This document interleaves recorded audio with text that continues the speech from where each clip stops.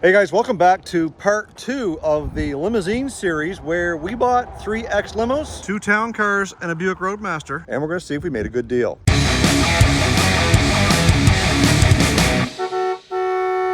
If this is your first time tuning into Olde Carr Guy, I encourage you, hit that like button and make sure you're subscribed, because we've got lots of great Panther platform content here on this channel, as well as a bunch of square body stuff. And if you'd like to get yourself some Olde Carr Guy merchandise, there's a link down in the description box below that helps support this channel so that we can do some great things with our Panthers, with our C10s, and our Chrysler B-body that we have. I don't show it very much on the channel, but it's there. And if you support the channel by buying some merchandise, you can spread the word of Olde Carr Guy and some of the great things that we're doing over here on YouTube. Now, back to the show. So the 2 town cars we bought is this 03 and that 2004. And the reason why the 03 is sitting over here along with the Buick Roadmaster is because these 2 are now ready for sale. The thing that makes these 2 Lincoln town cars stand out from all the other town cars is this badge, specifically right here on the back sail panel. This is an executive, the L is missing. This is an executive L, which means it has the stretched back seat. 6 inches extra legroom, 6 inches longer doors, and this thing rides like a dream. And as I mentioned in the previous video, which I am going to link right up here, these are all high mileage vehicles. The Buick Roadmaster has the most with 660,000 kilometers, which is about 413,000 miles. The 03 has like 609,000 kilometers, and the 04 has like 597 and change. These used to belong to a fleet service locally here that did limousine transportation between airports. So a lot of highway miles. That's why these things are in such good condition. Yes, they've cosmetically got a few scratches and dings here and there. Granted, they're 20 years old.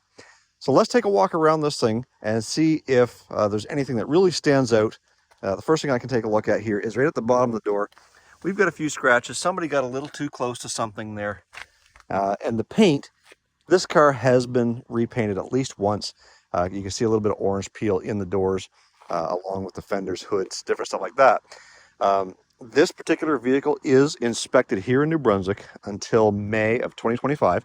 They're 2-year inspections, so this one still has a year left on it. And this is how we're selling it. We're selling it with a year inspection. The reason why we're doing that is because this car has a slight, very slight manifold tick, meaning it needs new manifolds. So what we're going to be doing is we're going to be selling it as is with the manifold tick because of the price. A vehicle with 600,000 kilometers on it only has a certain ceiling price range, $3,000. So at $3,000 Canadian, that's whatever that is in US dollars. I think it's something like $2,000 US. It's licensed, it's inspected, hop in it and go. The tires are all good. We come around to the front here. Got a little chip in the paint. Looks like it's been touched up once or twice. And the chrome is starting to ripple a little bit on that grille. Fog lights, got a little bit of haze to them. Those can be buffed up pretty easy. A small little scuff on the bumper here. All 4 tires are like new. The wheels cleaned up really, really well. They were stained with like rust stains and brake dust stains. A little bit of acid treatment on those. Clean them right up. They look like new. Again, we talk about a little bit of orange peel. I'm not sure if you can see that in the paint right there. Just a little bit of hazy right where the camera is. We walk around this side. This particular car does not have tinted windows. The 04 does. I like tinted windows. Makes them look a little more classy. Anyways, this one does not have tinted windows. We come around to the back side. There's the Executive L one more time. Got some dirt in the paint right there. And the back window is tinted. And we come back here to the outside. And the logo is all cracked up. Looks like that's been apart. Someone must have tried to pry on that at some point in time. Probably when it was getting painted. And then we come right back around to this side. Common spot on these cars. You get a little bit of blistering slightly underneath the paint right there. But as we can tell, it's a 30-footer to say the least. Let's pop the hood of the trunk, see what's going on in there. So one of the neat things on these town cars, it's a little bit different than the Grand Marquis and the Ford Crowns, is the hood comes down with the grill. The grill actually opens up with everything else. On the other cars, you've got a header panel that goes across there. And reaching in to pop that hood on the Crowns and Grand Marquis is not challenging, but it's a little pain in the butt because the hoods are heavy. There's a lot of weight bearing down. You got your fingers in there and try and mess around. Not a lot of room. On these cars, it's got a little lever to unlock the hood that pops out of the grill.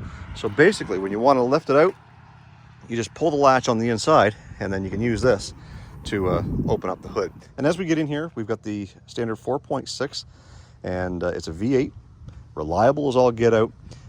Again, in New York City taxi cabs, they put 400,000 and 500,000 miles. This has only got 600,000 kilometers. There's no signs of oil leaking up here. The belt looks like it has been changed recently. Fairly new die-hard battery. A lot of people argue that those are bad batteries to begin with. Nevertheless, it looks like it's fairly new. And we come around here, the brake fluid is right where it's supposed to be. We did check the fluids. Everything looks good, including the antifreeze. We pulled the dipstick, and the dipstick showed that the oil was right up there and it was clean. A little bit of remnants of age, maybe mice here on the insulation on the hood. That looks like it was heated. It got a little hot at one point in time. Who knows what happened there? But really, nothing out of the ordinary here under the hood on this 03 town car. Let's go back, take a look in the trunk.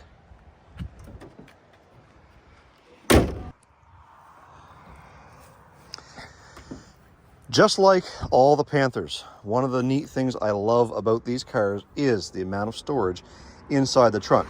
Normally the spare tire would sit up here on this deck lid, but on these town cars, they've got a spot dedicated in the side of the fender for that compact spare. So it opens up a lot more room for storage. Because the gas tank sits vertically in behind the axle, that gives us plenty of room to make the floor on these cars deeper than what they are on the Roadmaster. The Roadmaster, the floor is flat from basically about here clear across because their gas tank is under the trunk. We are missing a few trim pieces in here. There is your air suspension on and off, and then across here we've got this piece that we're actually missing. So in true luxurious Lincoln fashion, it does have the draw tight locking latch or whatever they call it down here on the trunk lid, so that when you close that, all you've got to do is give it a nice soft close, and then that mechanism draws it tight. That's classy. I like that. Now, as we get into this back seat here, you'll notice how long that door is and how much wider it sticks out past the vehicle. That is so you can have easy access in and out of the vehicle. And again, as I shared in the first video, there is a ton of leg room in here. As you guys can see, I've got a good probably 6-8 inches of knee space between me and the driver's seat. I was the last one driving this car, so it is set for my seating position. And once again, we've got the little working table that folds out so that if you wanted to be sitting here, you can have a little spot for your work table or work papers, whatever have you. And then back here, we've got like little map lights that are installed in the upfitters likely. The armrest is something neat as well. We've got a little storage spot back here. It's got two 12-volt outlets. You also have the ability to adjust the front seat. So if you're sitting over here and that seat is too far back, with the push of the button, you can access this seat's power mechanism and move that forward to give you more legroom. Also, it's got heat and radio controls for here. As you can see, it's got a couple of vents here to pass that air conditioning back to you. And as a passenger, you can control that right from the armrest. I'm not sure if that's available in all Lincolns, but in these executive series, absolutely. It's kind of a neat feature. You don't have to ask your driver anything. You can just control everything the way you want. You want to listen to country music? Well, I hope your driver likes country music, because if I'm sitting in that seat, that's what we're listening to. So up here in the front seat, we just started the vehicle, and I want you to take note of something that you don't see on the dash. That's right, check engine lights. And for those guys who are going to say, well, maybe they took the bulb out or something like that, if I turn the key on, you will certainly see the check engine soon, or service engine soon over here. Light still comes on, doing its test. But as soon as I start it up, all the lights, the test lights, go out. The only thing that we're worried about in this thing right now is the distance to empty, 17 kilometers, so about 10 or 11 miles are left on it. But there, right there, you can see the mileage, 938. Come over to the center and all your standard Lincoln Town Car console here with the clock in the middle, AM, FM, CD, and then down here, of course, automatic climate control. So on this 2003, the AC does not work. You're not buying luxury, guys. As much as I'm selling luxury on this car, you're not buying luxury. You're buying basic transportation that's licensed and inspected for a year, that's basically going to get you from point A to point B in comfort, mind you. If you want to spend extra money trying to figure out what's wrong with the AC, we're happy to do that for you. But at this price point, the more money we spend on it, we've got to get it on the other end. And at some point, we just can't justify selling a car with 600,000 kilometers on it for much more than what we're asking for it now. So we've walked around the outside, we've popped the hood, the trunk, and we've done the interior. Now it's time to get it up on the hoist and take a look underneath. I want to take a minute to talk to you guys about today's video sponsor, AUXITO. AUXITO is not only just a lighting company. Although they make great LED headlights, which I use in all of my Panther platforms, they've actually got this new product, which is the A501 portable air compressor. The reason why it's portable, it's rechargeable and you don't need to plug it into anything to use it. However, should your battery die, it's got a 12-volt plug-in, so you can use that as a backup. It comes in this neat carrying case. There's your 12-volt plug. There's a couple of adapters for blowing up things like balls, beach balls, and balloons, as well as the unit itself. The hose just screws into the top here. It does have an emergency flashing light if you need it, and when you turn it on, it actually has quite a colorful display. You can set this thing to PSI, KPA, or bar, as well as it gives you an indicator for a digital readout on your battery strength. Set your pressure, plug it in, hit the power button, and you can walk away. It'll automatically set your tire pressures to your preset level. I've been using this thing off and on for the last 3 or 4 weeks now. I don't think I could be without it. In fact, I'm going to be getting another one for all my vehicles. You just never know when you're going to need more air.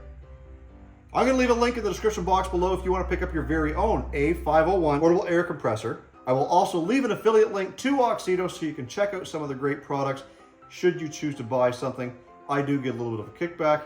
You get a discount. Thank you, AUXITO, for sponsoring this video. Now, let's go take a look at this Lincoln. And folks, if you own one of these town cars with the air ride suspension, anytime it goes up in the air, you got to make sure you turn the switch off. That way you don't overextend your bags if you've still got them. Okay, so we start up here at the front, and again, with tires, those tires look like brand new. Those are General Evertrek RTX, and I think we checked earlier and they had a date code on them of sometime in 2018, 19, right there, 2018. Suspension all looks good and tight, dry. Got a Napa Gold filter on it. No leaks there from the power steering or from the engine. Look at that frame, still got black on it. And we come over here and everything still looks good. Same tire over here on this side. We come back, transmission. We got a little tiny bit of seepage coming out of that inspection plug, but nothing really to worry about. A little bit of seepage around the base pan. Again, it's an old car. Any 20-year-old car, regardless of the mileage, would have that on it. Transmission pan's good and dry. Catalytic converters, all 4 of them are still there. We look at the floor. So up here, we've got where it looks like they've been POR 15ing the floor and couldn't get in there above the cats, but still in really good shape. Same thing with the frame. We come back here to the cross member. Cross member is good and black. Emergency brake cable. Everything seems to be there. Not sure if it's working. Again, when we're selling these as-is cars, we sell them as is. If you want the emergency brakes to work, well, we can make them work. Got to be reflected in the price. All the fuel lines, brake lines, all that look like they're still in really good shape. Body mounts, frame, 2 mufflers. Front pinion is still in good shape there, no leaks. We come over, look at the frame. or the rockers. Rockers are in really good shape all along here. No issues, just barely, maybe a little bit of bubbling starting there. And we come over to this side and same thing, really good shape. We come up to the front and we got, well, I guess that bubble might have turned into a little bit more. But again, it's still a fairly good car. Let's go clear back here to the brakes. Still has backing plates. The rotors look like they've been replaced very, very recently. Just got a little bit of flash rust on them. No air shocks anymore. This just has your standard OES Spectrum gas shocks or hydraulic shocks or whatever they are. And no leaking. They're fairly new as well, both of them. Looks like new coil springs, because obviously if this thing had air ride, you would have had to have replaced all that stuff out of there. So coil springs are good. Rear gear. The tag is still on it. I can't quite read what it is. If I could, I'd tell you. I can't read it. It's got this rear sway bar.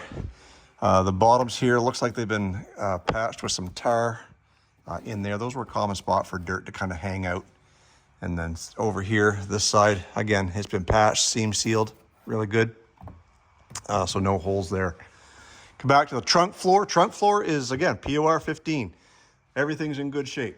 Back here, nothing really to worry about. It's got this little rear guard or rear cover that covers up the inside of the panel. But if we can get up in there with the flashlight, the impact bar, get a little bit of scale on it. But you know what? It's there. It's going to do its job. And we come back to the back. Rear tires. The tires are probably about half worn. Again, these rear ones are Firestones. And we got a little bit of clear coat showing its age here around this wheel. But all the wheels are in really good shape. Nothing to really worry about. If I was looking to buy this car for myself, I would not let anything that I see here bother me. This is going to be a great daily driver for somebody who just wants either A, a Panther platform that's going to be comfortable to drive, or B, they're looking for basic transportation and don't have a whole lot of money to spend. Is this thing going to cost you a fortune in time? I don't know. Buyer beware. I say that with the utmost respect, but when you are buying an older car, it's a chance you take. It doesn't matter whether it's an 04, it's 20 years old, whether it's got 100,000 kilometers on it, or 400 or 500,000 kilometers on it. They potentially have issues. Would I jump in this and drive cross country? Absolutely. That don't bother me none. The average person likely would not. But a great daily driver. One of the benefits of these cars is that they are easily maintained. They are easy to maintain. The parts aren't terribly expensive. The average Joe can fix most of it themselves. And even if the engine blew up, you can buy an engine really, really cheap. I've got 3 of them. I'll sell you one for 400 bucks. Give you a deal. Transmission, same thing. They are specific on these cars, those transmissions, to a certain years. I think 03, 4, and 5 maybe are all the same. Somebody can correct me in the comments, but I know there's a couple of years they're all the same for a few years. Again, I've got a transmission that will fit this if you need one. 250 bucks. So they're not terribly expensive, and it is stuff that you can do on your own. Last thing we've got to do is get this thing down on the ground, take her for a cruise. So the first thing anyone's going to notice if they test drive this car is that exhaust leak on the manifold. It sounds like it's the driver's side. But you know what? That really is the worst thing mechanically about the whole car. Is it a big job? Can be. But at the end of the day, it's one of these things that everything you fix on a car, whether you're a dealer or whether you're a private seller and a flipper, every dollar you spend is money you've got to try and make up on the other end and make money on top of it. It's all about profit. We bought these cars at a cheap price. We're selling them at a cheap price. We are selling them as is, like I said before. But one thing that you won't regret is the ride. Even though this no longer has the air suspension, the longer wheelbase makes this thing a dream to drive.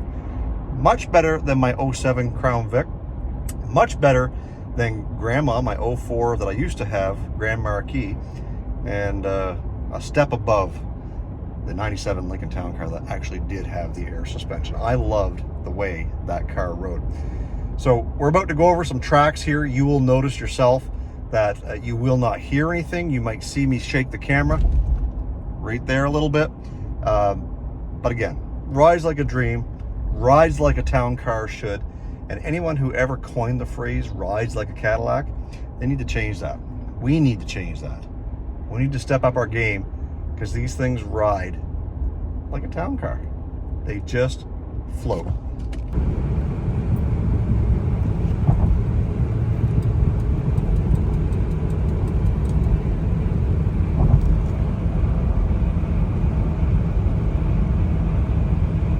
And now that we're out here on the highway, I've got the cruise control set. It does work. That's one thing you can be rest assured.